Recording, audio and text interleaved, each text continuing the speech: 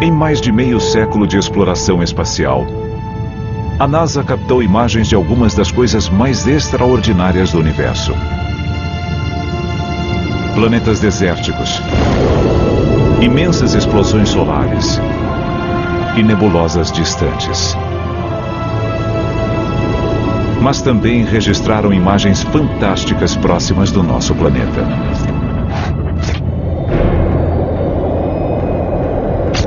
Objetos que parecem desafiar a lógica, voando perto da atmosfera da Terra. We see a couple of star-like things. Antigos astronautas da NASA continuam intrigados com os fenômenos que presenciaram. Eu não sabia o que era aquela coisa e continuo não sabendo hoje. Existe explicação para essas visões? Eu concluí que só podia ser algum tipo de espaçonave.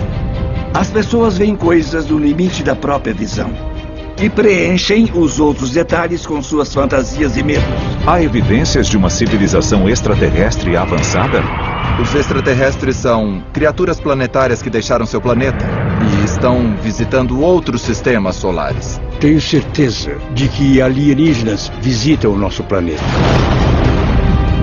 Imagens oficiais incríveis. Uma coisa podemos dizer sobre essas imagens da NASA, são incontestáveis. Nas grandes missões do nosso tempo, revelamos os estranhos achados da NASA no espaço. Segredos da NASA. Missão Flight Ship 7. 20 de fevereiro de 1962. John Glenn se preparava para uma missão histórica. Ele seria o primeiro norte-americano a orbitar a Terra. Glenn prepares to go to the 11th deck as clocks point to 6 a.m. Eastern Standard Time.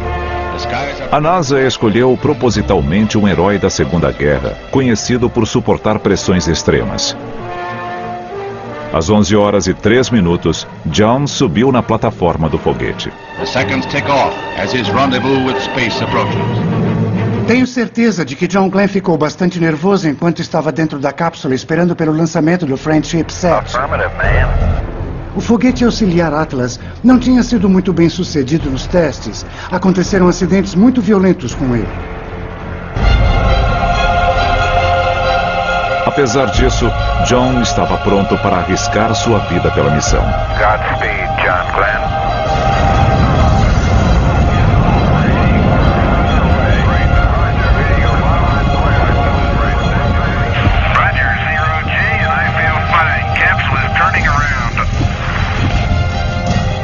Apenas 5 minutos após o lançamento, John entra em órbita.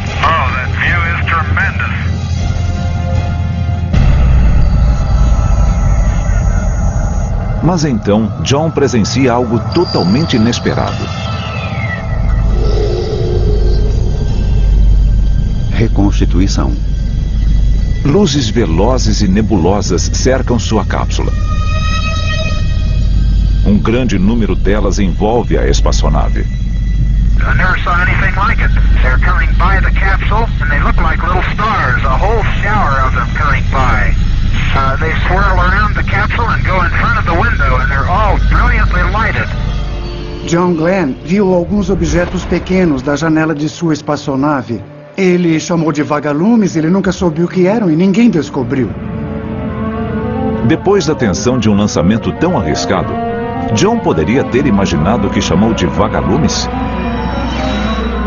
O historiador do espaço James Oberg acredita que isso é pouco provável.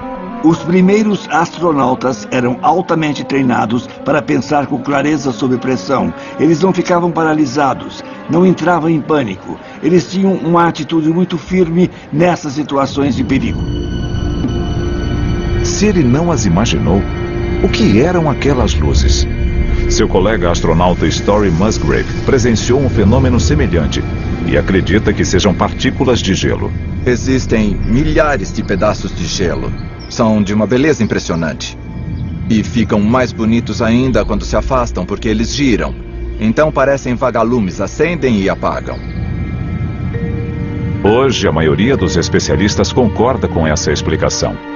Mas John Glenn inaugurou uma nova era da exploração humana, em que cada lançamento era uma viagem ao desconhecido. Procurar indícios de vida extraterrestre pode parecer estranho, mas a maioria dos cientistas hoje acredita que a existência de vida em outros lugares do universo é altamente provável. Deve ser porque estamos encontrando cada vez mais planetas, já são 1.500 numa pesquisa recente. E pensar que nenhuma forma de vida evoluiu nesses planetas, que estamos sozinhos no universo, me parece absurdo. É como voltar a pensar que a Terra é o centro do universo. Encontramos vida em todo tipo de ambientes aqui na Terra. Inclusive, estamos descobrindo planetas que são parecidos com a Terra. E esses indícios, essas descobertas, levam para a mesma direção, ou seja, que talvez exista vida lá fora.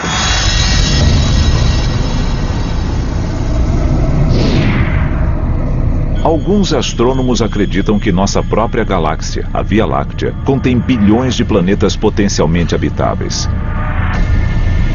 E eles são apenas uma pequena fração do universo conhecido. Uma foto da câmera de campo profundo do Hubble tem cerca de 3 trilhões de estrelas.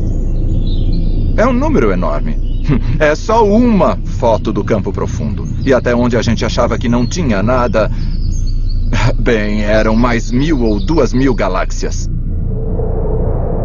Muitos acreditam que esses números literalmente astronômicos significam que a existência de vida extraterrestre seja praticamente certa. O número de planetas na região do universo que podemos ver pode ser comparado ao número de grãos de areia em todas as praias da Terra. Bem, a questão aqui é bem simples. Com uma quantidade tão grande de corpos celestes no espaço, parece muito improvável que estejamos sós. –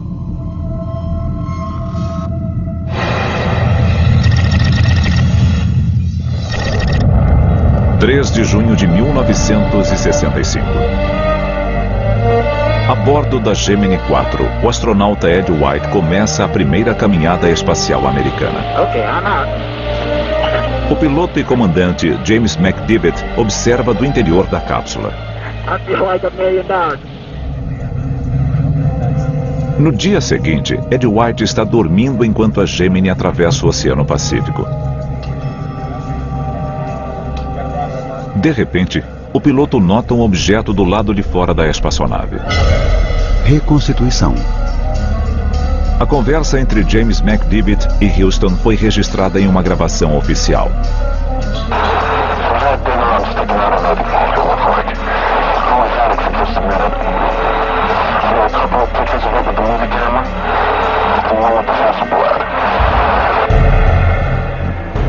Na Terra, a NASA e o NORAD, o Comando de Defesa Aeroespacial da América do Norte, tentam identificar o avistamento. O objeto artificial mais próximo está localizado a quase 2.000 quilômetros de distância. Nick Pope era o investigador oficial de OVNIs do Ministério da Defesa da Grã-Bretanha. Ele estudou milhares de avistamentos ocorridos há até 50 anos. Não havia qualquer contradição entre o que James McDivitt viu e relatou, nem tampouco o que o NORAD sugeriu que ele havia observado. Observadores acreditam que o objeto era parte da cápsula da Gemini. James McDivitt discorda. Ele ainda insiste que não era um de seus propulsores. Ele diz que olhou e que não era. Jornalistas especulam que ele teria visto um satélite espião secreto. Naquela época, nos anos 60, havia satélites que eram lançados sem ninguém saber. Há motivos para desconfiar que alguém tenha lançado um satélite em segredo. Então não tinha como saber o que era aquilo. Mas a NASA confirma que não havia satélites secretos naquela área. Em 7 de junho, a cápsula Gemini pousa no Oceano Atlântico.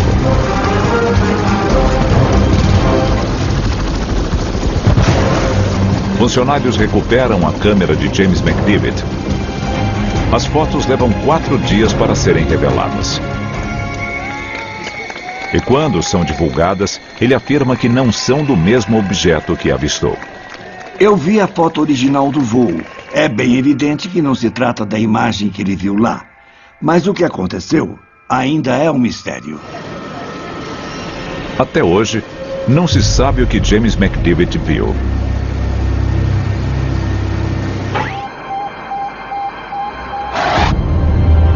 Seth Shostak é astrônomo sênior do Projeto 7, busca por inteligência extraterrestre. Ele é um dos muitos cientistas que tentam ativamente encontrar sinais de vida alienígena no universo. Encontrar evidências de outra espécie inteligente mudaria o futuro da nossa espécie para sempre. O Rádio Observatório do SETI está instalado perto da Floresta Nacional de La Salle, na Califórnia. É um lugar lindo, adoro vir aqui, mas é meio isolado. E é claro, por isso está aqui. Queremos nos afastar da chamada interferência artificial. Dia após dia, Seth Shostak e seus colegas varrem o céu em busca de um sinal do espaço. A ideia por trás disso é muito simples. Miramos essas coisas na direção de algum sistema planetário próximo, de preferência um que tenha planetas, certo? Sincronizamos a frequência de rádio mais ampla possível para detectar um sinal. Porque se captarmos, significa que são inteligentes para construir um radiotransmissor. A cada ano, os cientistas descobrem mais e mais planetas fora do nosso sistema solar. E Seth Shostak acredita que estamos prestes a ouvir sinais de um deles. A tecnologia usada para descobrir alguma coisa dobra de capacidade a cada 2 anos. Pessoalmente, eu realmente acredito que vamos ter sucesso nas próximas 2 décadas.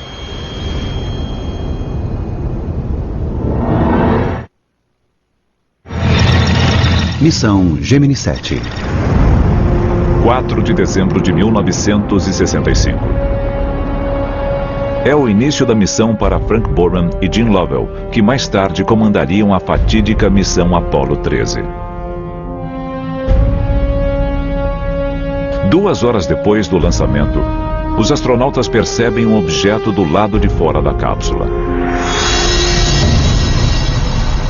Gravações de áudio oficiais da missão confirmaram o avistamento.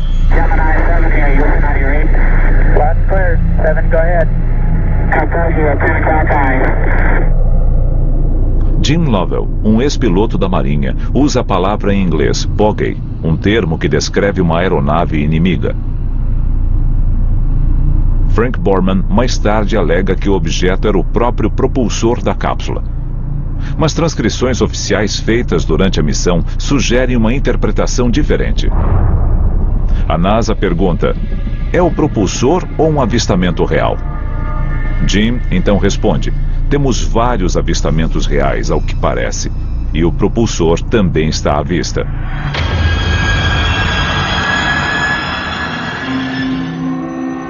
Nick Redfern é escritor e pesquisador do fenômeno OVNI. Ele comenta essa contradição. O interessante é que na transcrição ele diz: podemos ver o propulsor.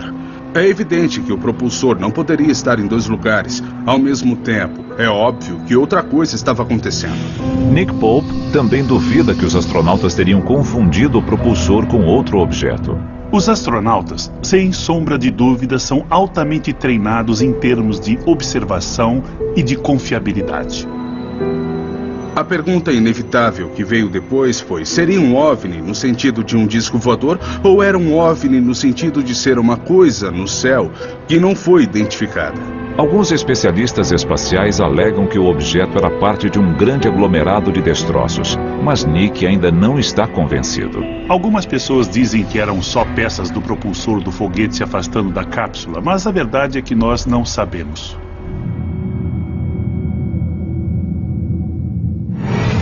Missão Gemini 11. 12 de setembro de 1966. Pete Conrad e Richard Gordon se preparam para a 17ª missão espacial tripulada americana.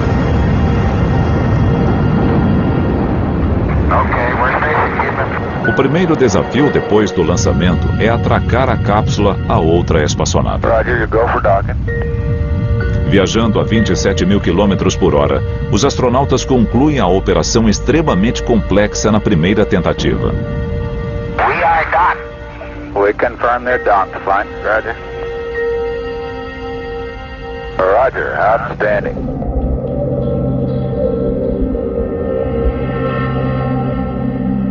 No dia seguinte, os astronautas veem uma coisa do lado de fora da Gemini 11 que não conseguem identificar.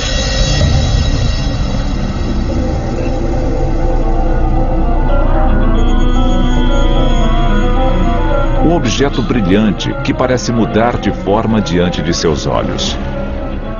A tripulação viu um objeto brilhante vindo na direção deles. Eles tiraram umas fotos de algo passando pelas janelas. Mais uma vez, a equipe da NASA tenta identificar o avistamento. Eles afirmam que o objeto artificial mais próximo é um satélite russo, orbitando a 450 quilômetros de distância. Bruce Maccabee, um físico óptico da Marinha Americana, investigou o avistamento. Devido à distância focal da câmera usada pela aeronave e ao tamanho da imagem na foto, ele concluiu que não poderia ser o satélite russo. Fiz alguns cálculos básicos. O satélite precisaria ter milhares de metros de comprimento. As suspeitas de Bruce se confirmaram quando ele checou mais uma vez os dados de rastreamento. O satélite estava a quase 5.000 quilômetros de distância do Gemini 11, não 450. Tinha uma grande diferença entre o que os cálculos mostravam e a identificação original. Ou seja, eles não estavam vendo o satélite Proton 3. O que eles viram estava perto deles. Para Bruce, depois de 40 anos de investigação, o avistamento continua sendo um mistério. Era de fato um objeto voador não identificado, porque, mesmo depois de investigar muito, ainda não conseguia explicá-lo. Como os alienígenas chegariam à Terra? Os planetas potencialmente habitáveis mais próximos estão a anos-luz de distância. Os humanos não podem vencer distâncias galácticas, mas formas de vida alienígenas talvez não sejam limitadas por nossas restrições tecnológicas. Não esqueça que o universo é 3 vezes mais antigo do que a Terra, então somos os recém-chegados. Se uma linhagem evolucionária avançada de fato existe, eles podem ter desenvolvido sua tecnologia há 1 milhão ou 1 bilhão de anos. Nossa compreensão do universo está apenas começando. Alguns astrofísicos acreditam que seja possível viajar entre galáxias. O espaço pode se deformar ou se curvar, e um intenso campo gravitacional pode deformar o espaço. Se uma outra civilização conseguisse fazer isso, não precisaria percorrer a distância completa e com isso encurtaria o trajeto. Eu acredito que existam milhões ou centenas de milhões, talvez bilhões, de criaturas que deixaram seu mundo e estão visitando outros sistemas solares. Missão Apollo 11. 16 de julho de 1969. A bordo da Apollo 11, Neil Armstrong, Michael Collins e Buzz Aldrin se preparam para a maior missão da humanidade: pousar e caminhar sobre a Lua. We are still go with Apollo 11. 30 seconds and counting. 1 milhão de pessoas presenciaram o maior show da história. Astronauts report it feels good. T-minus 15 seconds. Guidance is internal. 12, 11, 10, 9. Às 9h31 da manhã, os motores são acionados na mais potente espaçonave já lançada.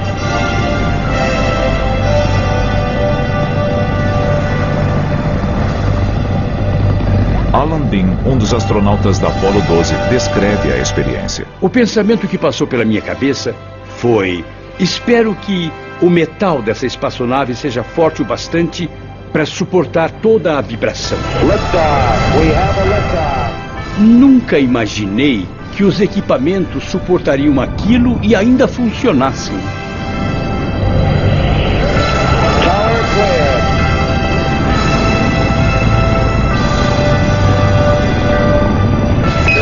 Houston, you are go for staging, over. 12 minutos depois, a tripulação entrou em órbita.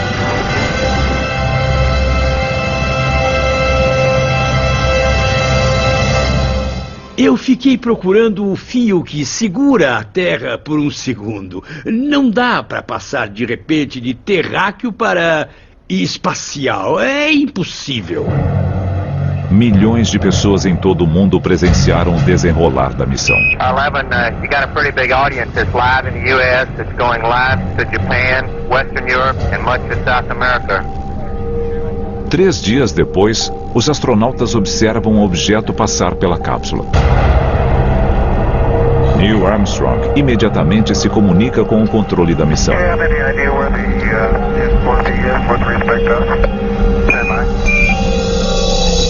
Eles não iam se comunicar com Houston a menos que fosse algo que não pudessem explicar. O S-4B a que Neil Armstrong se refere é um grande segmento do foguete Saturno V. Segundo a NASA, os dados de rastreamento sugeriam que ele estava a 10 mil quilômetros de distância e seria difícil de vê-lo. Os astronautas sabem que não podem anunciar o que estão vendo para milhões de pessoas na Terra. Os astronautas são altamente treinados e são heróis nacionais. Era de se esperar que eles não quisessem falar de OVNIs e que fossem pressionados a não falar. A tripulação não faz novos relatos do avistamento durante a missão. O Buzz Aldrin depois disse que não falou com Houston porque não queria criar pânico sobre OVNIs. O avistamento ainda não foi explicado.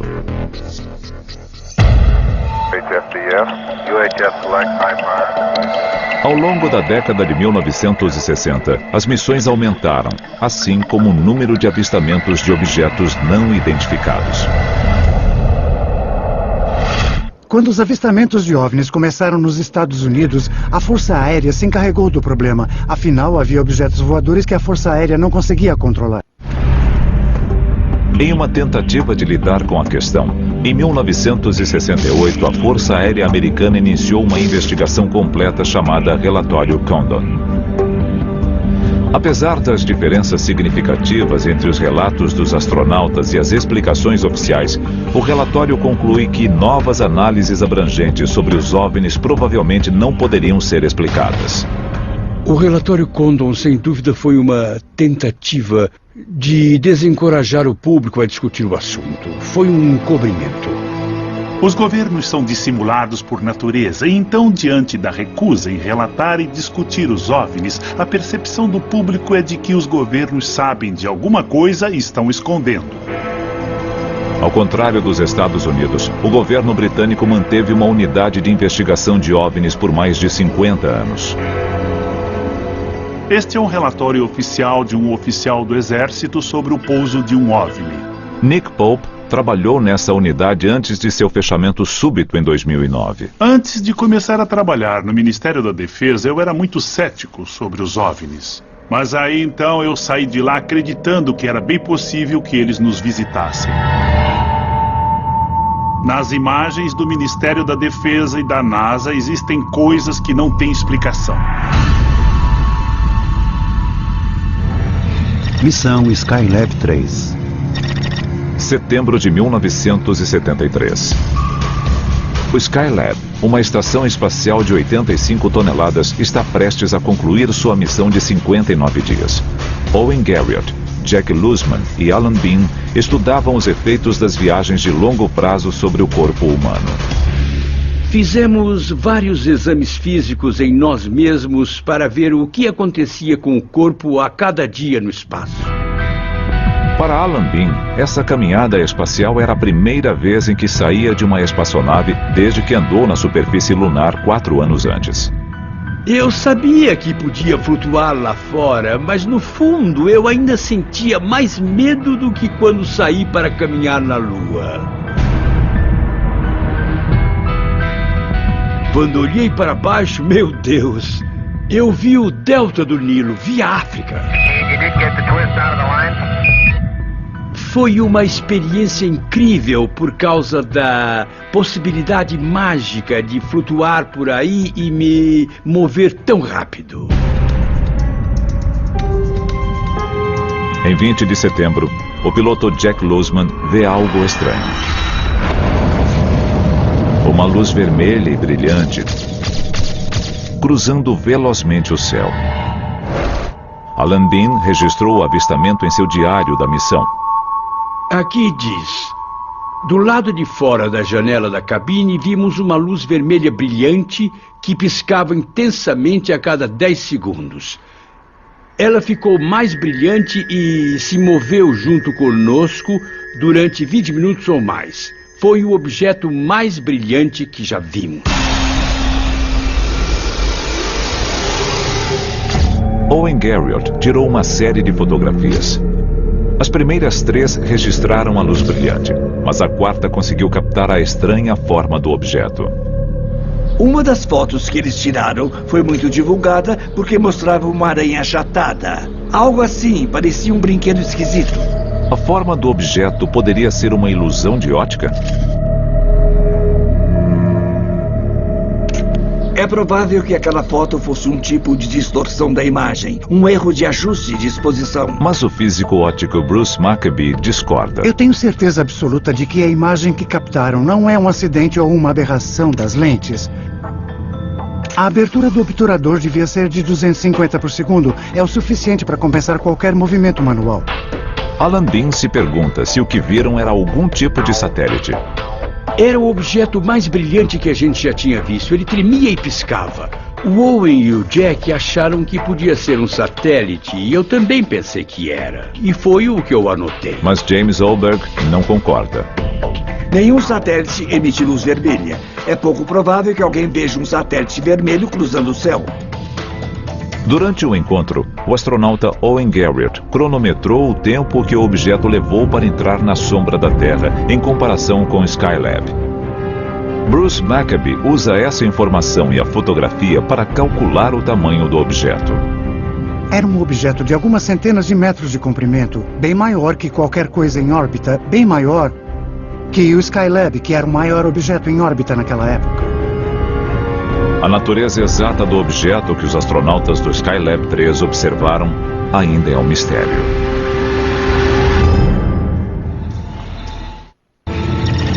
Missão STS-48. 15 de setembro de 1991. O ônibus espacial STS-48 está orbitando sobre a Austrália quando uma das câmeras externas capta um evento extraordinário. Um objeto se move pelo espaço. Um flash aparece e o objeto muda de direção. Em seguida, um raio não identificado interfere na imagem em alta velocidade.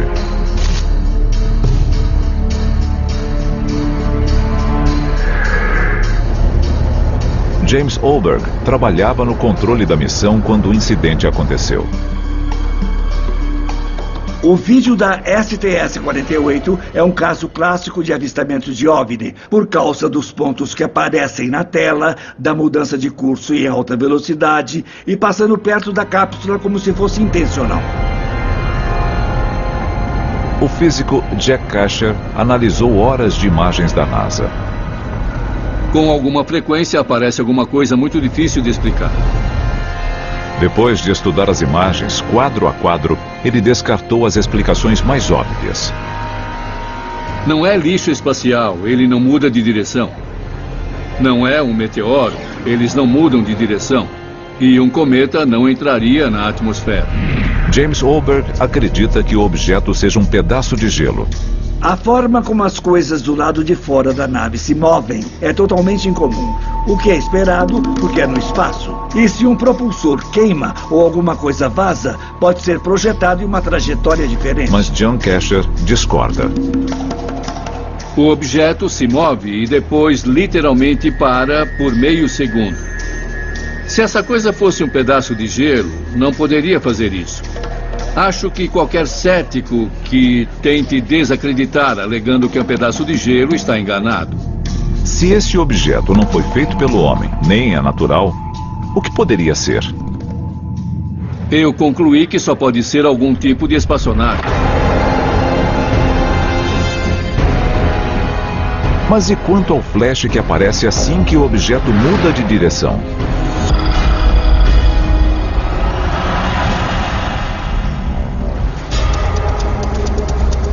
Um laboratório em Austin talvez tenha uma explicação. Vamos dispará-lo.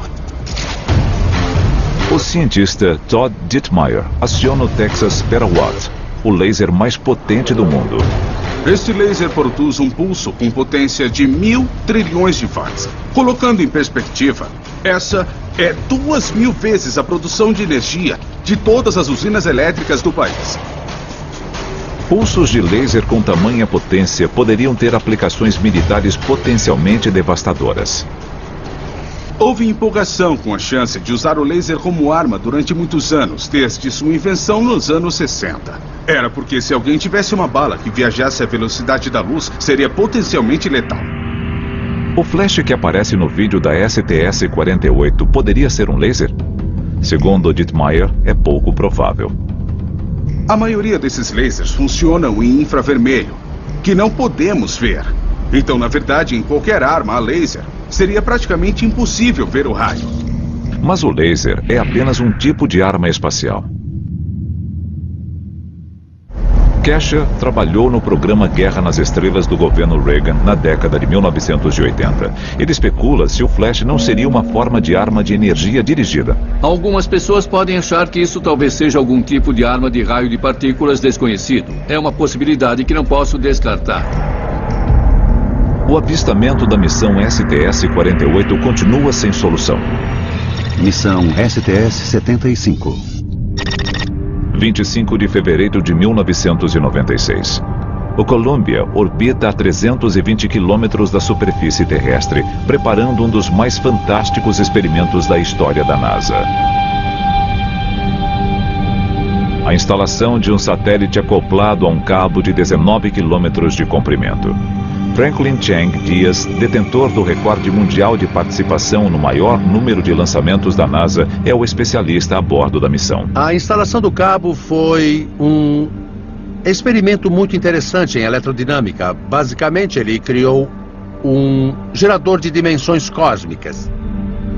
A tripulação pretendia estender o cabo através do campo magnético da Terra, gerando eletricidade.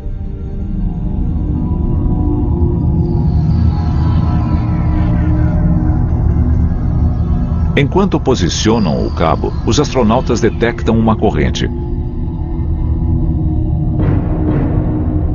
Então, subitamente, o cabo se rompe. O cabo, quase tão extenso quanto Manhattan, agora ameaça o ônibus espacial e sua tripulação. A gente não queria que a nave enroscasse no cabo na órbita seguinte, então era importante fazer uma manobra para sair dali. A tripulação evita uma tragédia e observa o equipamento de milhões de dólares flutuar no vazio.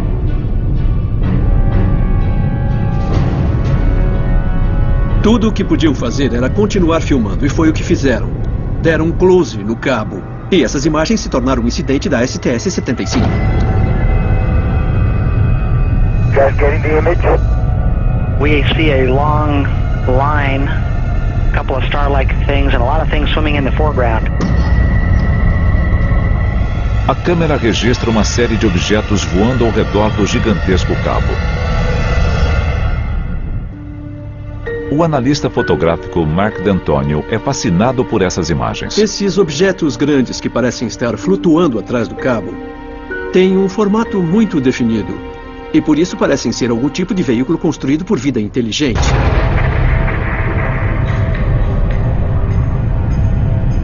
O tamanho visível dos objetos é tão extraordinário quanto o seu grande número. O cabo está a vários quilômetros de distância e tem 19 quilômetros de comprimento. E esses objetos parecem ter quilômetros de extensão. E foi isso que deixou os estudiosos de OVNIs tão alvoroçados. Era uma evidência sólida. Mas Mark D'Antonio acredita que a imagem não é o que parece. Esse experimento demonstra o que ele acha que aconteceu. O que eu fiz foi cortar um pedaço desse material para simular o cabo visto no vídeo da STS-75. É muito refletivo, assim como o cabo verdadeiro era. Mark posiciona o cabo longe da câmera. Em seguida, ele pendura pequenos objetos diante dele e começa a filmar. Os objetos são bem brilhantes e também estão fora de foco. E quando eles estão fora de foco, parecem muito grandes. A gravação em vídeo capta a ilusão de ótica.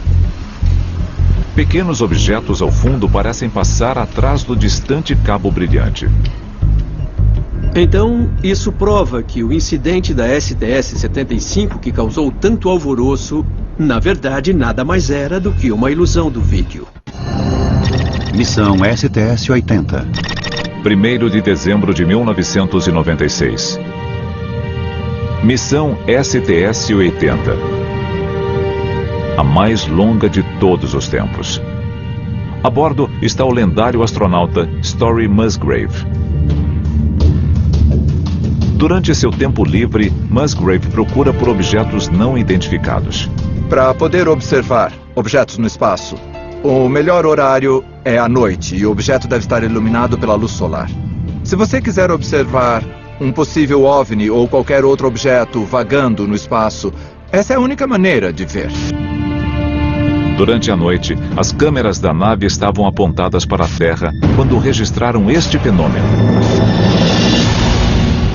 Surgiram objetos, pontos brancos que apareceram de repente, atrás da Terra ou atrás de uma nuvem.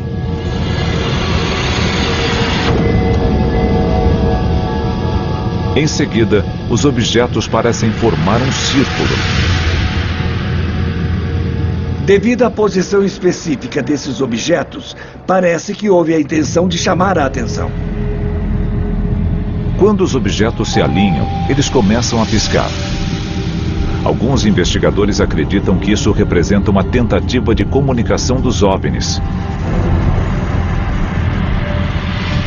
Esses objetos estão conversando uns com os outros? Estão falando com a gente? O que estão fazendo? Por que estão piscando? Mas o analista fotográfico Mark D'Antonio tem uma teoria que explica as luzes piscantes. Uma câmera de pouca luminosidade capta basicamente intensidades. Ela não pode ver as formas dos objetos. Esses objetos têm uma forma irregular. E uma coisa que fazem e que as pessoas não percebem é que estão girando.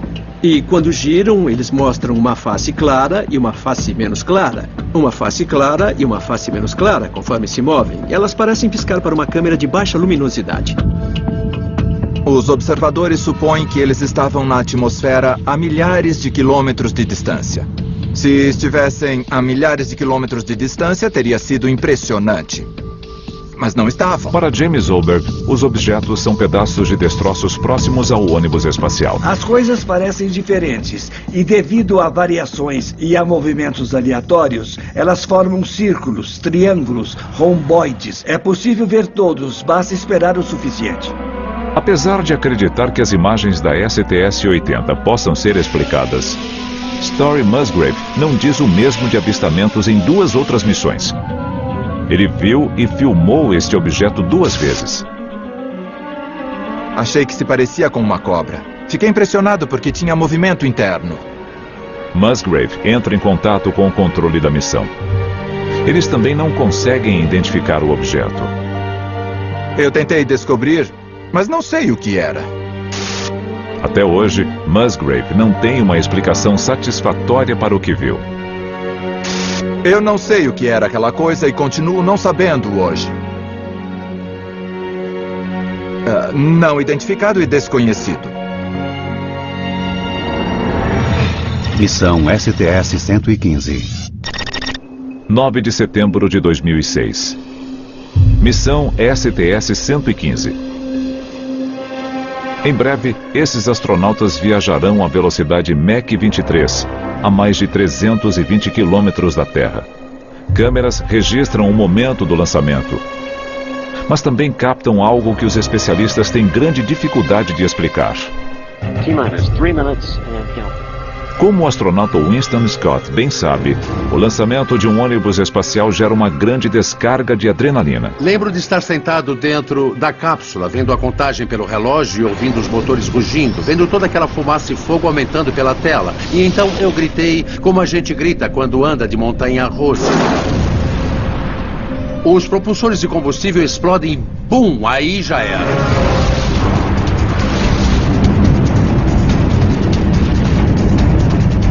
Um empuxo de quase 3,6 milhões de quilos arranca o Atlantis da plataforma de lançamento. Depois de 45 segundos, o ônibus rompe a barreira do som. O Atlantis agora queima uma piscina de combustível a cada 25 segundos. Depois de 2 minutos, os aceleradores recuam um pouco, a potência é reduzida e tem uma explosão violenta. Bum! Como um tiro de canhão. E quando a gente vê esse clarão lá fora, são os propulsores de combustível sólido sendo ejetados para longe. 7 minutos depois, o ônibus espacial se prepara para liberar o tanque de combustível. Enquanto a câmera filma o tanque de combustível da STS-115, ela também capta essa imagem inexplicável no lado direito da tela. Observando esse objeto triangular se mover, ele parece acompanhar o movimento do tanque externo. O movimento e a forma do objeto atraem a atenção. Quando a gente pensa em uma nave extraterrestre, geralmente é um objeto em forma de disco. Mas nós vemos mais do que isso. Vemos triângulos, vemos formas de charuto, vemos caixas. Veja, muita gente já viu espaçonaves triangulares. E, nesse caso específico da STS-115, o que vemos? Um objeto de forma triangular, o que é muito interessante. Uma verdadeira espaçonave alienígena teria uma aparência totalmente diferente de tudo que conhecemos. Mas Mark acredita que tem uma explicação para a imagem. Uma das conclusões que eu tirei é que, muito provavelmente, isso era um reflexo na janela através da qual o astronauta estava filmando, de alguma coisa brilhante atrás do astronauta. As pessoas veem coisas no limite da própria visão e preenchem os outros detalhes com suas fantasias e seus medos. Ninguém sabe o que a NASA encontrou em muitas de suas missões. Ou que forma um contato alienígena assumiria.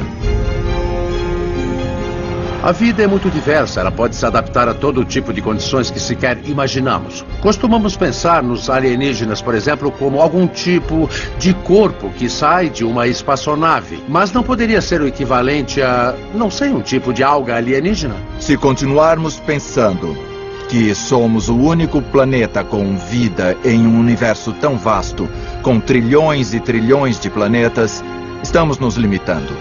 Embora ainda não haja provas sólidas da existência de vida extraterrestre, para observadores como Nick Pope, a pergunta não é se os alienígenas visitarão a Terra, é se eles já o fizeram. Os extraterrestres podem já estar aqui e nós nem percebemos. Talvez devêssemos pensar de formas diferentes e procurar em lugares diferentes. Versão brasileira, Vox Mundi.